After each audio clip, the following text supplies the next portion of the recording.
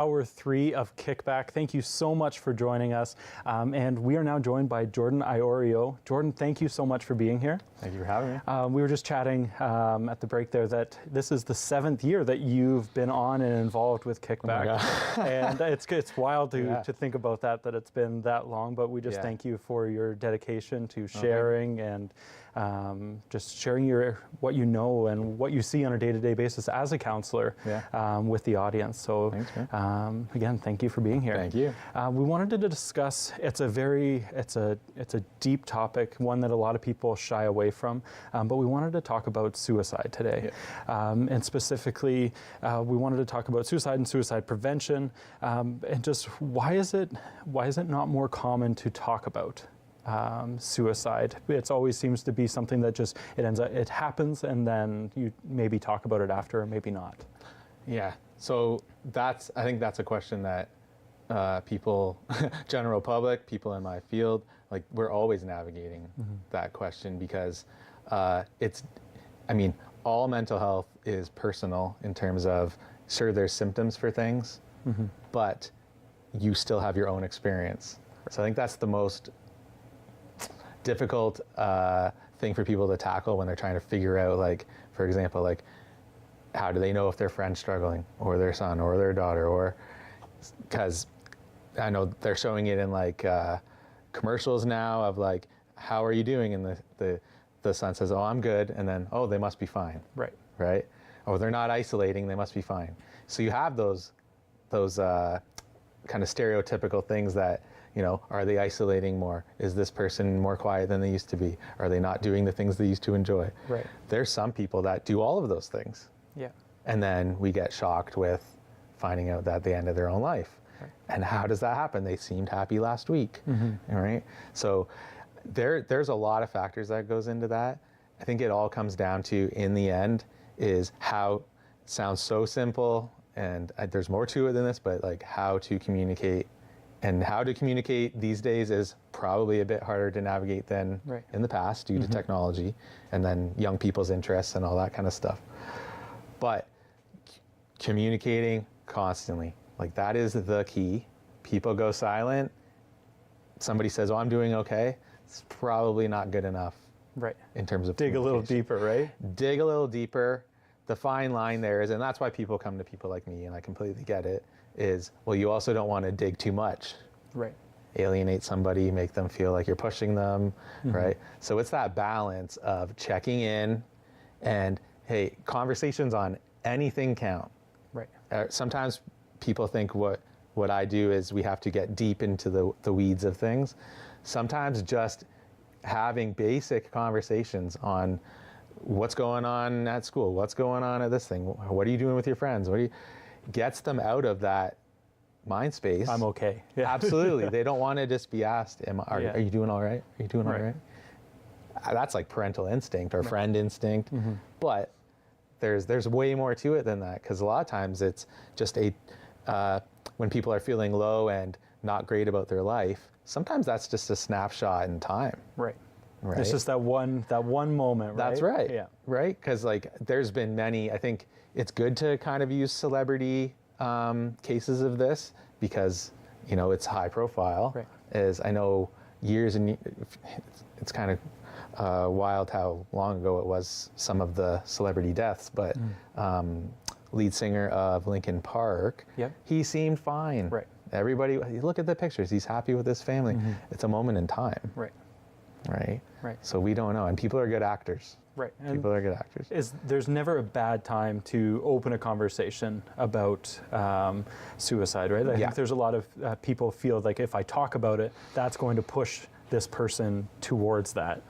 And that's not the case. You know what? Again, that's a different kind of road to go down, because I think that you have to know, in my opinion, you have to know the person pretty well. Are they somebody that's easily reactive, or are they not? Because yes, we have people where you try to get them to talk about that, and it actually is triggering to them. Right. Because I've personally had clients that are in high school, and it's about 50-50, where half say, hey, look at, like in our health class, this week we talked about mental health, and today was suicide. And I noticed some people were really uncomfortable and actually had to leave the room, or people were really like wanting to learn about it. Right. So it is very touchy subject. You have to navigate that based on the people that you are talking to, or the person you're talking to. Right. Right. So are they easily reactive? Do you know what's been going on in their life lately? Keeping things really general first, and test, like I would say, kind of like test that. How have things been going, right? I know things were rougher in the past, like things going okay now. You talking to anybody lately? Like poke around a little bit. I'm finding that when you dive right in, probably not the best option, because there are people, because they're so highly aware, and things are very stressful for a lot of people right now, that actually can make them think about it more. Right. So it depends on who you're talking to, but keeping it general and kind of like easing your way in, definitely the best strategy there. Perfect, thank you. And we've got 2 minutes left about, so say somebody does talk to a friend or a family member and they say, you know what, I have been having these thoughts. What is the recommendation for somebody that maybe is struggling personally or having a family member or friend? So I find best strategy is don't like overreact in terms, of course that's a serious subject, but when you're really reactive, then that's kind of like, it doesn't help that other person. So staying as calm as possible. I know not everybody does what I do, but staying as calm as possible. And you're just gonna provide solutions. Or you don't do what I do, but it can be, okay, what do you want to, like, do you want to talk to somebody about that? Do you not want to talk to somebody right now? Do you feel like you're safe today? Or is that more of a general feeling that pops up once in a while, right? Poking around, again, that gentle kind of thing. And then if they say, you know what, I'm really not feeling like I'm safe today, and like I might do something, okay, and staying calm. Well, maybe we should go to one of our local services, talk to somebody, or do you think we should maybe just go to the hospital right now? And that's okay, right? You are allowed to go to, you know, they talk about there's issues in the emergency rooms being clogged, but that's an emergency. That's okay, right? Do you want to spend the night with me tonight? Do you want, maybe we can make an appointment to go talk to somebody maybe tomorrow if it's available, right? So again, it's that kind of navigating, right? But also staying as calm as possible, because you don't want to panic a person that's already feeling Panicked. Yeah. Well, thank you so much for coming in, Jordan. We always appreciate your candid conversations, and we will be right back after this.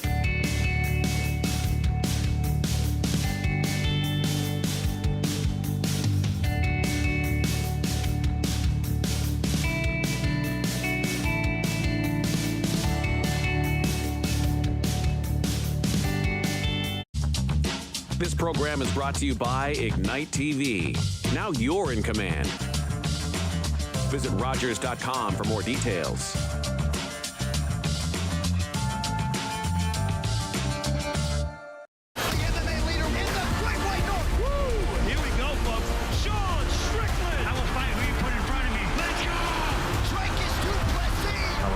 South African UFC champion. Raquel Pennington, she has a lot of ways to win and a lot of experience. But Juana Silva's never lost at this weight class. She loves to fight two sensational matchups.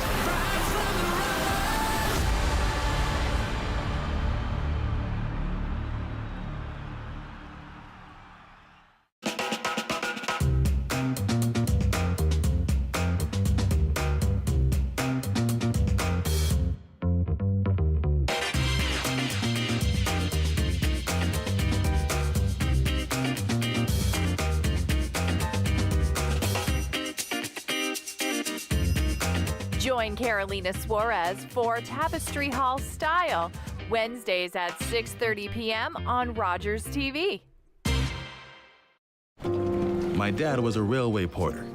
It was just about the only job a black man could get. But he had big plans for us. Music would be our ticket out of poverty. I knew we couldn't afford that piano, so I practiced twice as hard. Nice, Daisy. Okay, Oscar, let's hear it.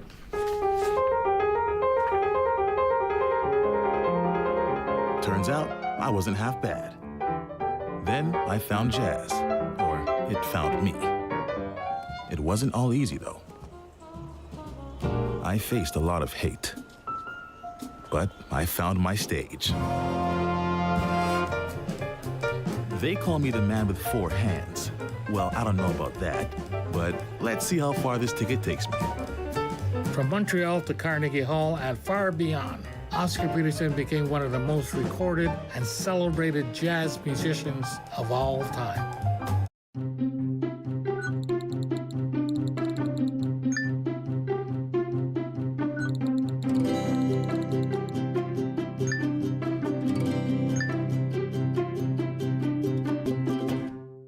After a night out with your friends, not having a plan for a safe ride home can leave you in a bad spot. You could end up riding in a police car, an ambulance, or a hearse. These unplanned modes of transportation can be a costly choice and do not take you home. Your plan could include a designated driver, a taxi, or public transit. Drink responsibly, choose your ride, and have a plan for a safe ride home. Visit arrivealive.org to find out more.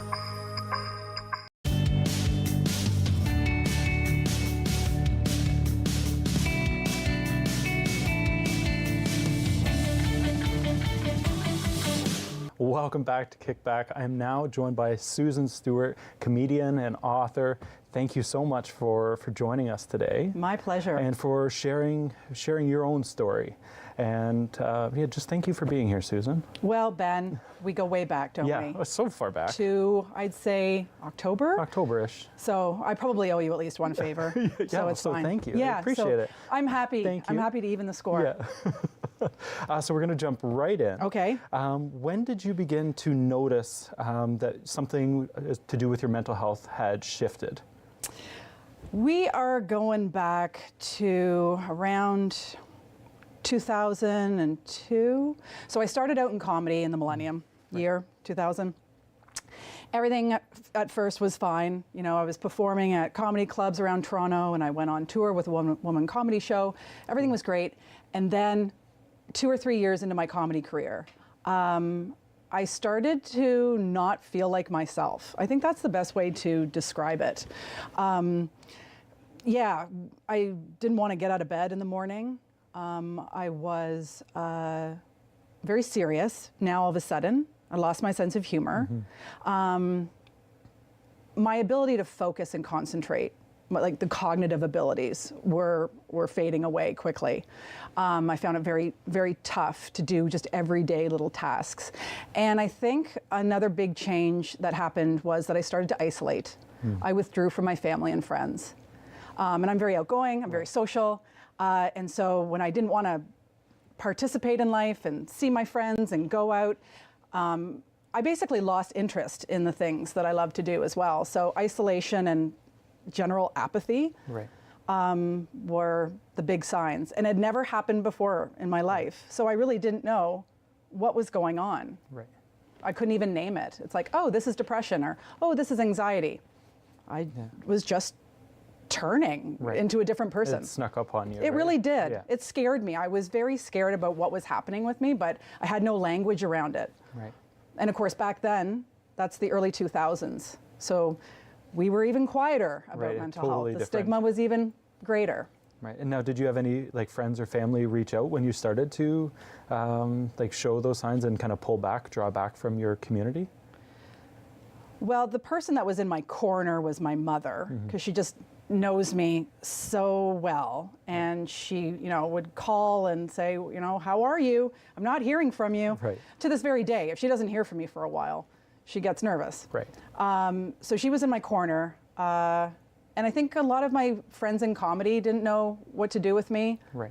A lot of my personal friends didn't know what to do with me. I had one friend who had been down that road and was helping me normalize the experience, giving me language around it. But again, it was the early 2000s. A lot of people just didn't know didn't know what to do say with that, or do.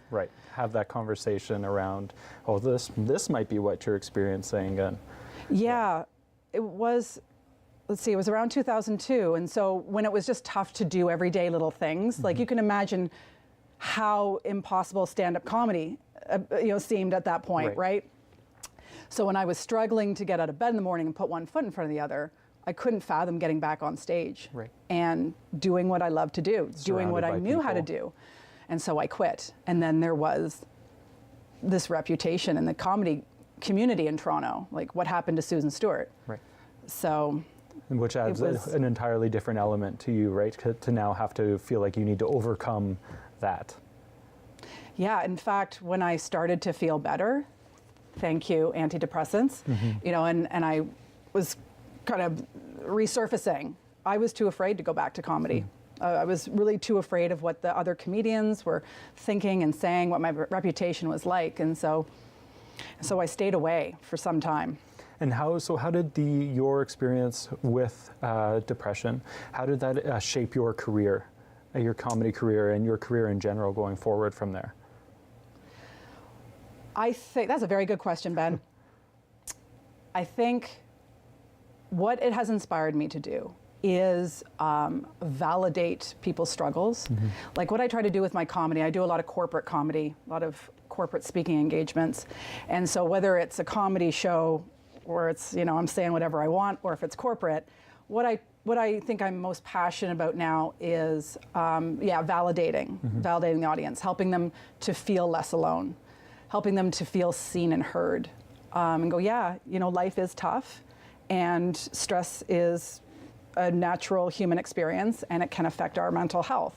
Right. I see you, I hear you, I get you. And so, yes, I will throw out ideas about how to see the lighter side of life, but I'm most passionate about just going, yeah, I get it. Right. I've been there.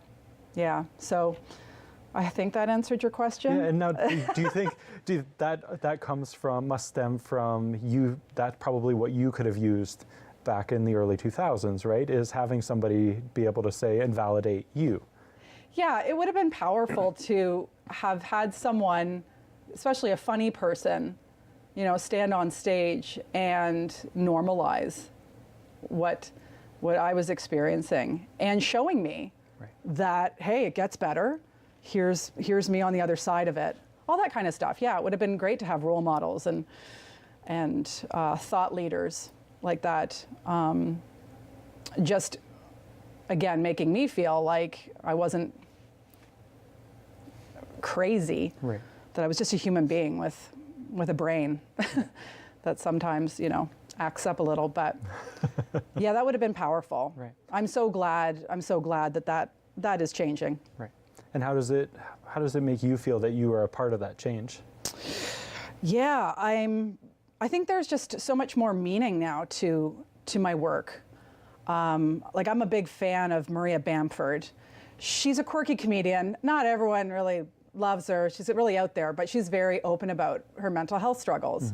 And so I'm inspired by someone like that. And I don't know, like for me to help people along with giving them a laugh, I mean, for me, that's the best thing. It's very fulfilling. Well, and I think it's really accessible for the audience too, to be able to say, you know what, it's not the stereotypical clinical, this is what it is and this is how you overcome it. This is now, I can enjoy this. This is entertaining. It's the humanity, right? That's what it is. It's just such a human part of the comedy. And I think it's so powerful when we can see what's funny about it. Right. You know, there's, what can I say to you, Ben? It's tough to be a comedian these days, you know, with the sensitivity. Right. Everyone can be very offended all the time. So my work now is saying, hey, I think it's important that we also really see what's funny about everything, even the really tough stuff. Right. When we can laugh, when we can see even the little shred of the humor in mental health or any other struggle, anything that's tough or dark in life, I think helps us to have a healthy perspective on it, helps us to get through it. Right. If we're laughing about it, that's resiliency, in my opinion. Yeah, I think that's a really powerful way to look at it. And it's so important just to have those conversations and to be able to, if you can laugh about something, right, it's much easier to be able to share that instead of maybe just talking about it normal, just being like, this is what I'm struggling with now. If you can put a funny spin on it, because life is funny most of the time. Yeah, and the tough stuff, I said, when you can see the funny in it, I think it actually shrinks it in size, right? Because when we get up in our heads, we're not talking about it, and we're just, ruminating, and it can double or triple the size of it, right? It can get very large, especially when we're not speaking of it at all. But when we're laughing about it, when we're seeing the funny in it, I think that brings it down into more of a, I don't know, it appears more manageable. That's what I was going to say, yes. And it's just something that now you're able to just deal with it. I think a lot of people, they stay stuck in their heads so much, and they feel like they're alone and just in this area where they just need to say something to somebody to realize, pick anybody and just realize that chances are that person's also dealing with that. But we've got to go to break. We'll be right back after this with more from Susan.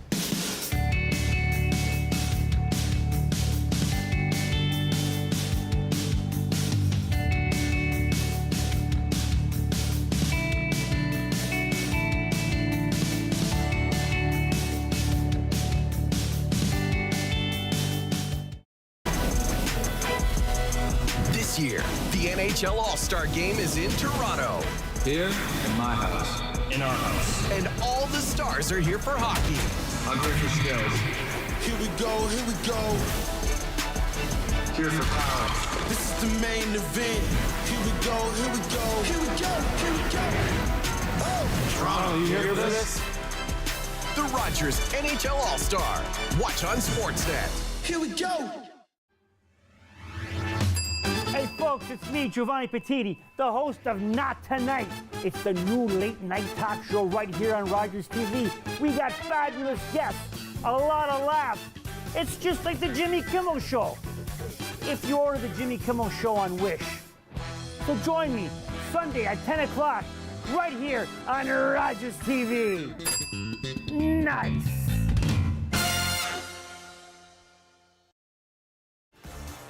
David here, reminding you that Lions TV Bingo is right here on Rogers TV. We've got a new look, a new prize board. We actually have a full card game of $3,500. Indeed, biggest we've ever had. See you soon. Public transit, garbage pickup, parks and recreation programs, snow removal on your street. How can you stay informed about these and other important local services? Tune to City Council coverage on Rogers TV. See your community leaders at work on Rogers TV City Council coverage.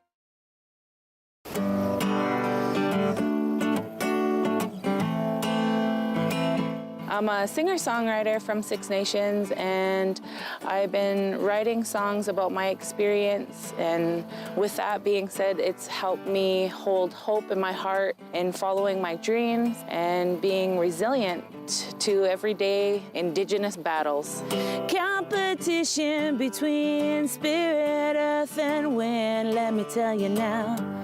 This song in particular, The Shiner, is a special song that I wrote for my grandfather. He was a snow snake maker, and that is a Haudenosaunee winter sport. It's my job to educate and to share, and the music allows me to do that. He'll be shining snow snakes and mudcats to the end of his days. It's closing time, and you stayed out longer than you planned. So now you can't drive, and the buses have stopped running. You could always call your girlfriend. Or maybe your roommate? What about your best friend? You could just dial 1-888-TAXI-GUY or use the Taxi Guy app. The call and the app are free, and they both connect you to a local cab company to bring you home safely. Visit ArriveAlive.org to find out more. Arrive Alive, drive sober.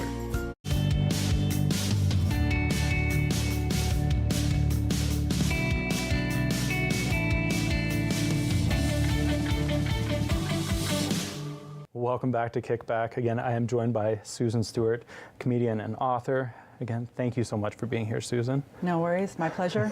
Still my pleasure. Still your pleasure. Yeah, even after the first segment. Well, you know what? That says something, right? I know. Right? We got something, Ben. You and me. I feel it. Show on the road.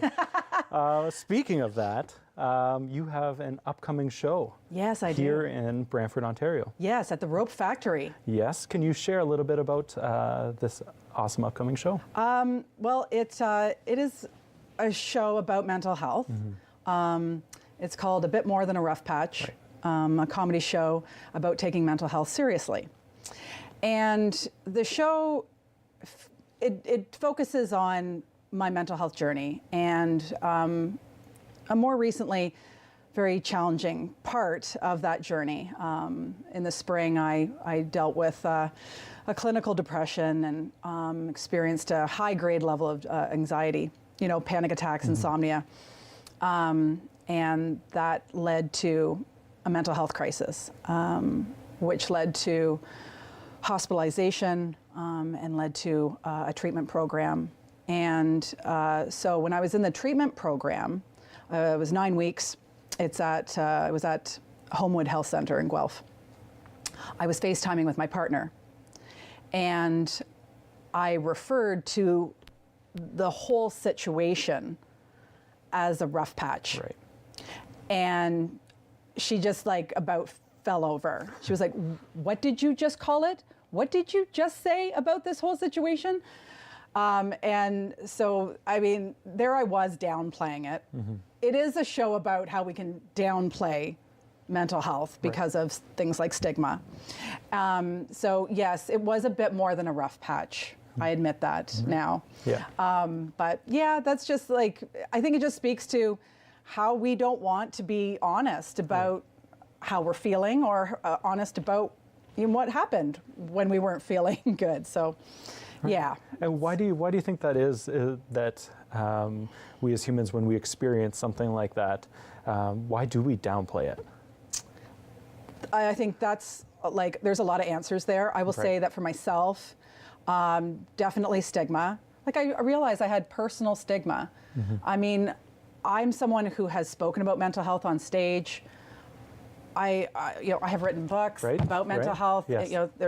There's that topic in my books, and I was like, oh, not this, not me. I thought that was part of my past, and now I've got it all sorted out. You had the tools and everything figured out. Right. It was a happy ending. I got back on my feet. I fell into the speaking career that I have now. All was well. Right. And so there was that feeling of, oh, not this again. Mm-hmm. Oh, no. No, that's in the past. So there was that fight, that inner struggle. Also, I think there was shame. Look, Ben, I've written 3 self-help books. 3 significant length books. Yeah, they're a bit more than a brochure. You're right. And, I stand on stage and I do these motivational talks and I make people laugh. And so there was this I'm totally off brand here. I can hardly get out of bed again. Mm-hmm. So, yeah, stigma, shame and denial. Nice combination there, don't you think? Right, yeah. Yeah, real trifecta. Real, yeah. Mm-hmm. Yes. Were the symptoms similar to what you had experienced early on, in the early 2000s, to what you had experienced more recently? I'm going to say there are classic symptoms. Right. And I think anyone who has struggled with mental health will chime in here and nod. It's that isolation. It's that you go into survival mode, right? So anything extracurricular in life just fades away. Right. Now you're just trying to get through the day. So things like sense of humor, creativity, motivation, curiosity, just all goes away. Because now you're just simply wanting and trying to survive. Right. So isolation, lack of interest in things is a huge one. Just staying in bed, that's a big one. Mm-hmm. They were all very familiar, and that scared me. I was like, oh no. Oh my God, here we are. We're here again.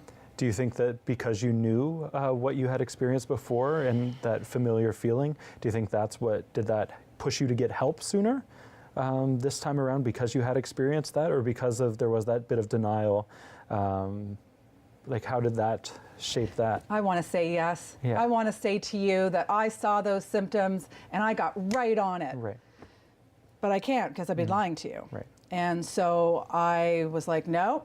Not again. This is a new version of me. I'm older, I'm wiser. Mm-hmm. And so at first my reaction was, I got this. Right. I can handle this on my own.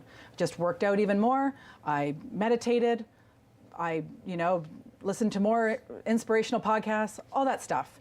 Right. But unfortunately, the symptoms worsened. And I was still uninterested in getting help until I had to. Right. It got that bad that it was like, okay, I admit it. I need to go go see a doctor. And what would you say to somebody that is maybe watching at home and experiencing those symptoms, or they know somebody that is maybe starting to distance themselves and isolate? What would you tell them to, like, based on your experience, what would you tell them to do? I would tell them probably that it is okay to not be okay. It's really, I think that's, there's an interesting thing. There's a downfall to the self-improvement movement, right? Where we're all trying to be happy all the time. And being less than happy creates what I call meta feelings, right? We have feelings about our feelings. And so when we're not feeling great, then we feel shame, we feel embarrassment, we feel inadequate, we feel all these sorts of things. So I think it's important that there is someone just to say, hey, you know what? You're not happy right now, and that's okay. We have to let go of that lofty goal that self-improvement has set out for us to feel a certain way all the time. I think that's it, is just to encourage that person to accept that this is what's going on. If I could go back and do it all over again, I would have accepted the fact that I wasn't feeling good. Because when you accept something, right, when you're okay with it, that's when you can move forward. That's when you can now seek solution. But if you're struggling with it, if you're denying it, if you're resisting it, fighting against it, then that's a problem. Yeah, I think that's where we can find ourselves perhaps leading to a crisis. And again, Susan, thank you so much for joining us today. If you want to learn more from Susan, head to susanstewart.ca. Yeah. If you're interested in attending the A Bit More Than a Rough Patch show coming up, you can find tickets on Eventbrite, yes, which is very exciting. So definitely check that out. And thank you so much, Susan. I've really enjoyed our conversation today. You're very welcome. Thanks for having me. Thank you. And we'll be right back after this.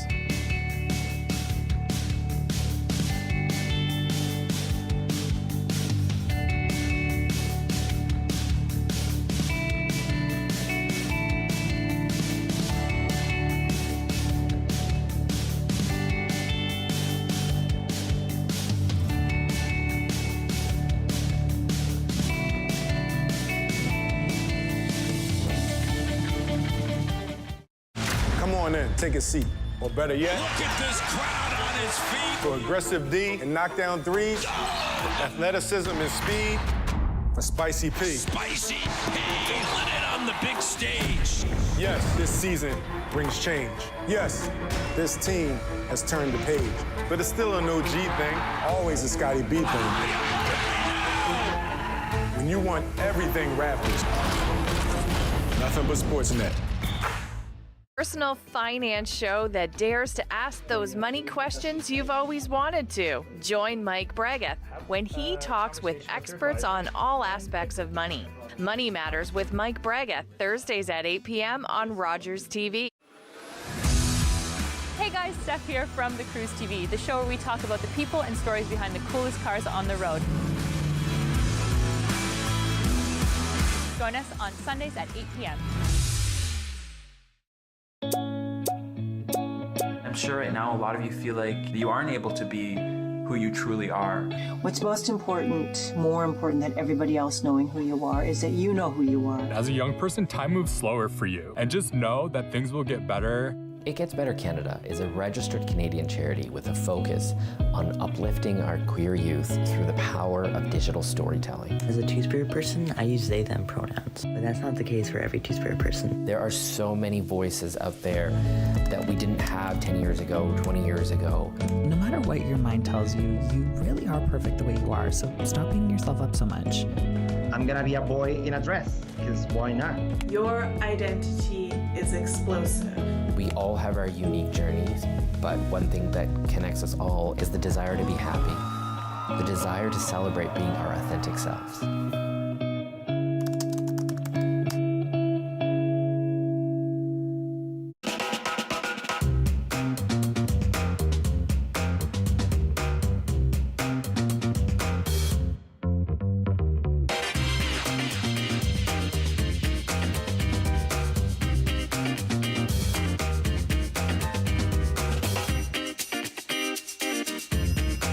Join Carolina Suarez for Tapestry Hall Style, Wednesdays at 6:30 p.m. on Rogers TV.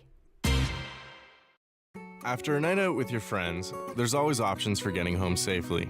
You could call your BFF, your mom or dad, whoever you can count on for a safe ride home. You could call your favorite cab company or 1-888 taxi guy. Or you could use the Arrive Alive smartphone app to help you choose your ride. Be it a friend, transit, or taxi, getting home safely is app easy. Now available for iOS and Android devices. Visit arrivealive.org to find out more. Arrive Alive. Drive sober.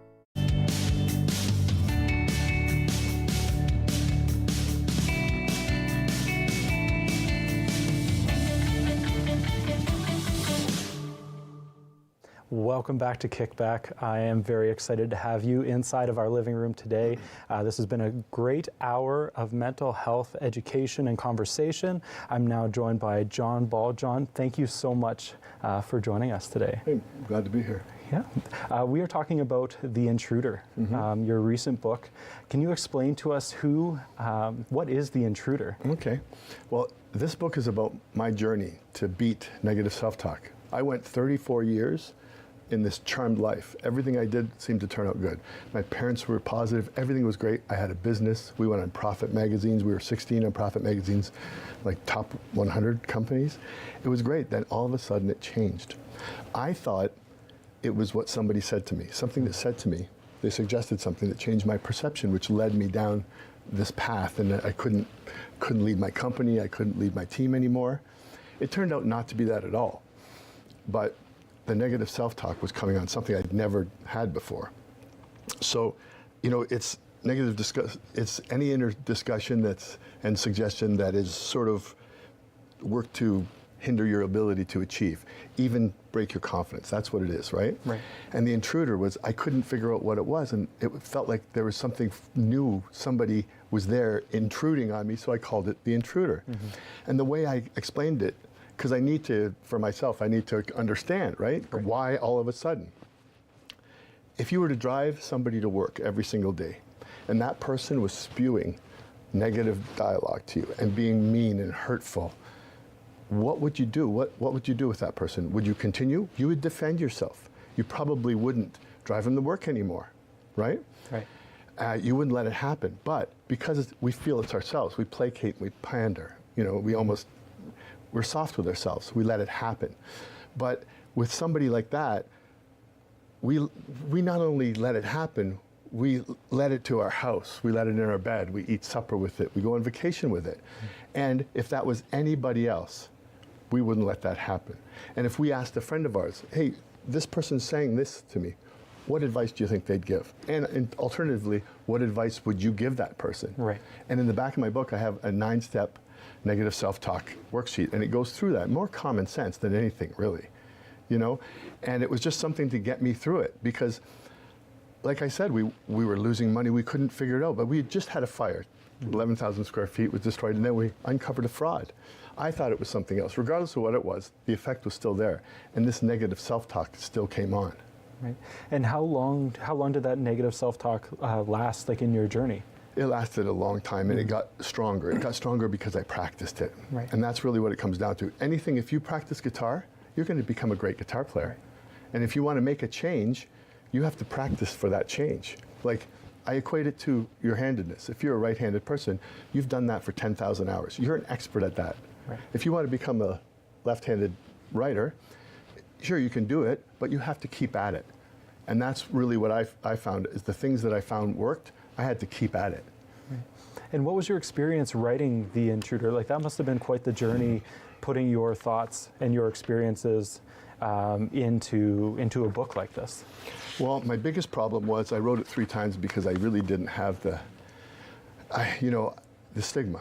I didn't want anybody to know. I just beat the negative self-talk. But really what it came down to, and this is the first time I'll say it, it's about suicide. It brought me to a point where I had no hope. I was past that. It was a place that I call the edge of the world. And at that point, sometimes when everything's there, at that moment, I know what it feels like. I wasn't manic, I wasn't angry, I was calm, almost in a trance-like state. I had let this negative self-talk, I basically let it take over my life. And it's just suggestion. Right. And there's a number of times in science that it fools you altogether. You know, I look for correlations in my book where we're fooled and tricked by science, like things like the rubber hand illusion, where there's a rubber hand and we actually feel the sensation, you know, or the way ketamine does with the, you know, you think it's not yours, so you don't feel it. Or the, you know, the eye and the optic nerve, there's a scotoma or a blind spot. It's actually fooling us. Not everything that we say to ourselves is correct. Right. And it's not right either, as these scientific, you know, they're sort of parlor tricks, right? But, and that's what we have to know, because between 12,000 and 60,000 thoughts per day is what the National Science Foundation says that we have. Which blows my mind. Yes, like, and that's different people, right? But out of which 85% of those thoughts are negative, and 90% are the same the next day. What's that telling us, you know? Right. And it just blows my mind, right? But it was the stigma that stopped me. I finally got it to it where it wasn't making any sense.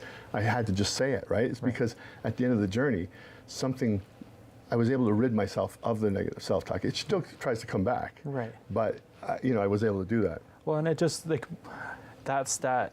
You just think about it, and we are what we think. What we think about tends to expand, and so if we're having 12,000 to 60,000 thoughts a day, and then like how many was it repeated? 95 are the exact same thoughts over and over and over again. Like that's just wild. We're what programmed we do to completely. ourselves, right? Absolutely. I wasn't. We're told no by the time we're 15. Like I think it's 40,000 times or something crazy like that. And no, you can't. But we're not told yes, you can. I was the opposite. And I won't go into the stories in the book and stuff, but I don't think I was told no, you can't 5 times. Right. I went through life with no fear at all. I quit school at 16, joined a rock and roll band, came back, started a company. I was on Profit 100. You know, it was crazy. It was just, and then all of a sudden everything changed. Right. But what happened was, it was an effect, because sometimes negative self-talk can be triggered by a mental issue that you're having, or it can trigger a mental issue. Right. What was happening with me, we were losing money. I just didn't realize that somebody was stealing. There was a fraud going on. Later, I figured it out. Yeah. And we just had a fire. It was all the stress that turned this PTSD, and severe depression. And unless somebody's been in a severe depression, a profound one, they don't know what it's like. Right. I mean, it becomes where it's just really something, you know? And it's tough. Yeah, and was it that journey to just admitting to yourself what you were dealing with that helped lead you to that point of being able to say, you know what, I'm going to move past this? Well, you know, I looked for everything to try to fix it. I researched everything I could. It was years of it. I went to San Diego to primatologists. I read everything I could. I looked at, you know, different ways that SSRIs and different types of pharmaceuticals that we use, different types of therapy, mindfulness, you know, the Buddhist noting, different things like that. And in the end, really, what I was looking for was how can I fix this? How can I end it, right? And the one thing that started to help was as soon as I removed what are, you know, the literary devices, so the possessive pronouns, adjectives, and determiners, they indicate possession. As soon as I started to separate it from myself, non-self, and didn't feel it was me, you know, I called it the intruder, and that's what I called it, right? Right, and unfortunately, this commercial is now intruding on us, but we will be right back with more from John after this break.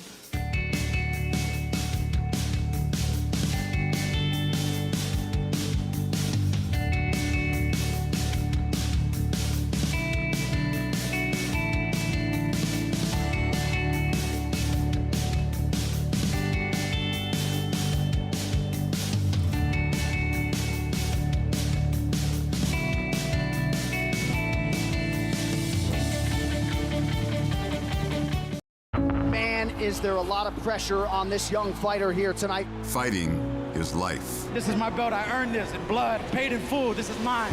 Everyone gets knocked down, but fighters get back up. You cannot break me, I promise you. Adversity is the road to victory. Sacrifice is the price for glory. The very struggle for survival is the fight for greatness.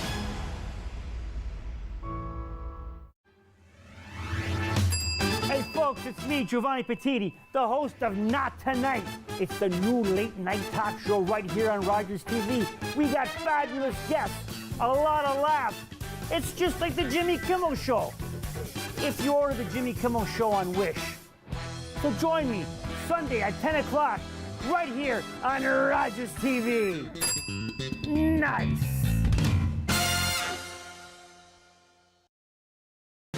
The regulars, the guys who keep this place in business. Last week, they had something to celebrate. Jason had just finished university, so they toasted his profs, his TAs, his old roommates. Well, they toasted just about everyone. But I worry about and take care of my guys. So even when I know they're not driving, sometimes that means bringing them a little surprise. And then they had a drink to me. Brought to you by Smart Serve Ontario and Arrive Alive, Drive Sober. We were born in Canada. We spoke English. On the streets, we weren't welcome. But on the field, we were the Asahi. Vancouver's champions. Everyone cheered for us. Our people had a voice. Then Canada declared war on Japan. They took us from our homes, called us enemies, forced us into camps. But we brought the game with us. Baseball helped get us through the internment. The Vancouver Asahi were among the 22,000 Japanese Canadians interned during the Second World War. The team never played another game. For frank discussion on Canadian politics and issues that matter to you, tune in to Addressing the Issue with Andy Streisfeld, Fridays at 6:30 on Rogers TV.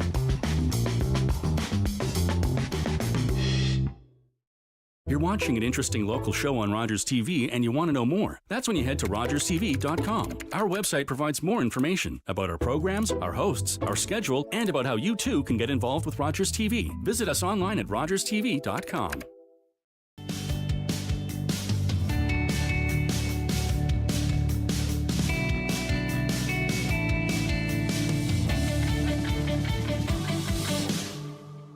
Welcome back to KickBack. Again, we are joined by John Ball, speaker, author, motivator. John, we are talking about your book, The Intruder. The third edition. Yeah, Every edition gets more truthful as we go, you know. Which I think is a really, really neat that you shared that. And the fact that you have shared that you've changed it 3 times, right? And you've gone deeper each time. Before the break, you had mentioned a stat about the fact that we have between 12,000 and 60,000 thoughts per day, and 95% of those are negative, and they're repeated over to the next day. What would it feel like, and do you know what it feels like to be all positive? Well, I don't know about all positive, but I know what it feels like because once we remove that from ourselves, think about all the space we have. When I got to what I call the edge of the world, right to the bottom of the bottom, the most profound place where this intruder was leading me, and I'll catch myself, my negative self-talk, that you're just pandering to it more, right?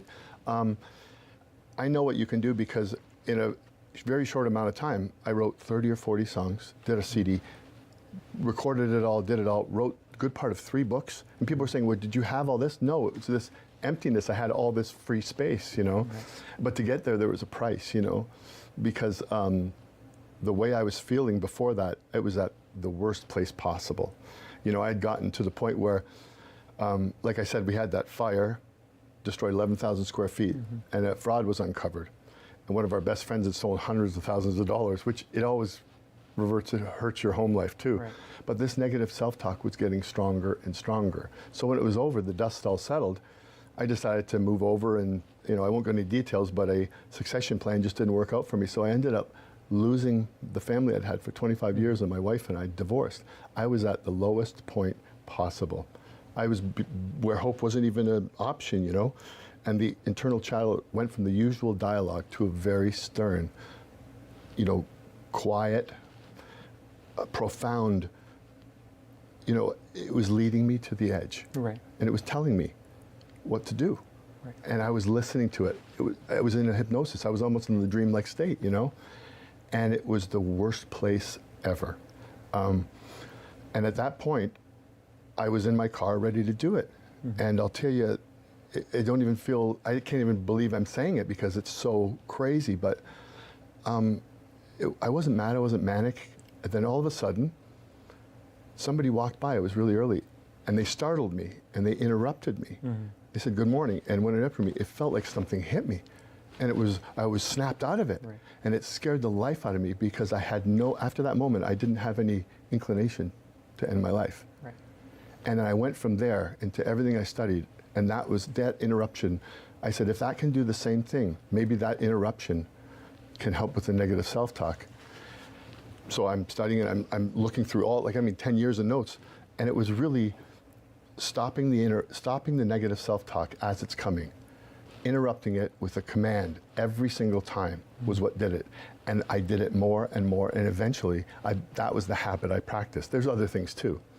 If you do a journal and you do a negative self-thought journal or a worry journal, you write down what you think can happen and what you're worried about.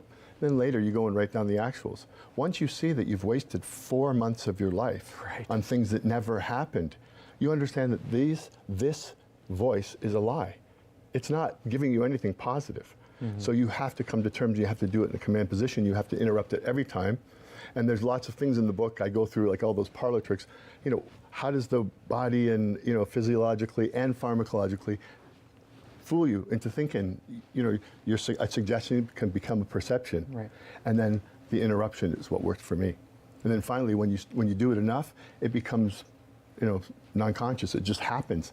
And that's where the deletion comes in. That's the stages of psychosomatic change. That's what I call it, right? Just for my own thing, and it's all for me. Yeah. Well, I think it's so. Oh, sorry. No, go ahead. No, I was just. Yeah. Please go ahead. Yep. I was just going to say that it's so just powerful to think about the fact that it's like it starts with that voice inside of your head. It's something that I also have, and I'd be surprised if not everybody experienced it at some level. But just the fact that what you're doing with this book and what you're talking about is so powerful because it's teaching people how to overcome that. Well, right? It's my journey, and it's like I said, I'm not a doctor or anything, but really, if you really get down to the common sense of it, what if that was somebody saying it to you? And if we did a role play, and you told me what those things were, and I said them out loud, the reaction would be different, quite profound. Right. There's these mental health poster campaigns plastered everywhere with "Let's talk," and it's raising awareness. But really, when I went through my worst of it, where it came out to was, I had lots of people helping me through the fire and the fraud. I went to each of them and I said, listen, can you help me? I'm thinking of harming myself. I don't have a doctor. 3 of them in a row sent me the same response that said, talk to your family doctor, which I told them I didn't have one, and go to the hospital if you're feeling that way. Right. And fast forward a little bit, I was in the hospital for an unrelated event. It wasn't a hospital around here. And somebody walked in and said to the triage nurse, I'm thinking of harming myself and I'm feeling down. She turned, snickered, and said to her friends, we got another one, and told this person to go sit down. I witnessed that, and the person left. We have to do better than that, And I called the number on the poster, and I went down, I was speaking with the person, they were asking me questions, and then they said, have you ever thought of harming yourself or killing yourself? Yes. Do you have a plan? I said, yes. What was it? They said. And as I'm looking down, I'm thinking, they're not listening to me, so I said some gibberish, purple dishwasher monkey. They just wrote something down. They didn't listen to me. So if they're not listening to me, I'm not saying they're all like that, but this isn't working, We have to do something more, It's, there's some stigma involved in it, right? But, I wrote it down here anyways, We see the poster campaigns, and sure, it's raising awareness, but they've received some praise, but is it the controversy for the corporatization of mental health? Is it we're shifting the responsibility back to the private sector? Because it's not working. What we need to do is we need to go to these people, find the way, talk to them, get some boots on the floor, And I was looking into, I think I spoke to you a little bit about it, from my own experience, which is essentially centered around negative self-talk and its destructive potential. When I was at the edge of the world, the internal chatter went from usual dialogue to a dark, self-critical voice that has increasing intensity, I said, and with commands of self-contempt which lead to self-destruction or self-hurt. Research has been working on something, and there's FAST, the Firestone Assessment of Self-Destruction Thoughts. They're trying to, they've termed the voice along with painful effects. They were able to develop a framework and sort of 84 questions to get down to people reporting frequency and severity of their feelings so they can create an alarm, because we just don't have an alarm. Right. We have alarms for everybody else, but if we're going to the hospital and that's what we're getting, or if really my healthcare providers, I told them I don't have a doctor right now. They're telling me to talk to my family doctor. They were form letters because it's not working. We need to get people on that. We need to listen to them. Not say it's going to get better, we're just going through a stage. No, it's not. They need to see that this voice doesn't necessarily mean it's correct. Right. Because the thoughts of self-harm especially have to come, it has to be a command of something. And this is I think it's the negative self-talk. And so does Dr. Firestone here in this report. It's an interesting report. I'm not a doctor, but I love what he's saying about it, this internal voice. And sometimes it's not just a voice that people go into a trance. They said it's a suicidal trance. I've been there. I know what it feels like. And I've talked to other people that have either failed at the attempt or didn't. And all of them, same thing. Once they got away from it, they didn't want to do it. It's interrupting the moment. Interrupting that moment is the most important thing to save these people. We have to talk to the people we haven't seen that know we're going through dark times. We have to go out there and get some boots on the ground. Not let's talk. Right. No offense to them. I mean, they're trying. And we've got 1 minute left. Yep. But what would you have wanted to hear when you had reached out to those 3 friends and they kind of gave you that, just this is what it is? And they weren't just friends. They were physicians and doctors and so forth. And they're just covering their butts or just playing hot potato with this. Sure, there's a stigma to it, but what can we do about it? Right. Because it's real. People are like, everybody has negative self-talk, and some of us are able to, move it into something positive. Like athletes, you're telling me when they're doing free throws, they're not saying you're going to miss, or golfers. Right. That's the difference, right? It's all what you think and what you perceive is what you are, and that's it. I know because I've been there. I know what it feels like. Right. And if people want to hear more from you or about you and your book, where can they find that? johnball.ca. Yeah. I'm happy to do any speeches, and I try not to have any opinions because everybody's trying to help. It's hard. Right. Because it's also subjective. What somebody says they feel like. It's not can't do a blood test. Right. Well, thank you so much, John, for joining us today. I really appreciate you coming in and sharing The Intruder. And we will see you in the next hour of Kickback.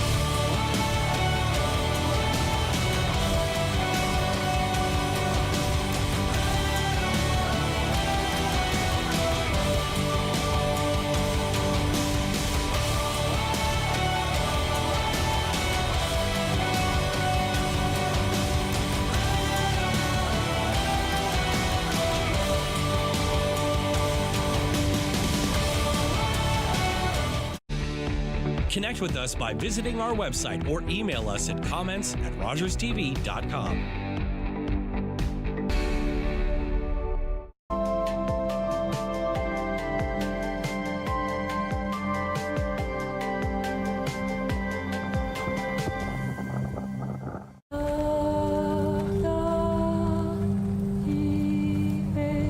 Our ancestors came here from France to build a better life.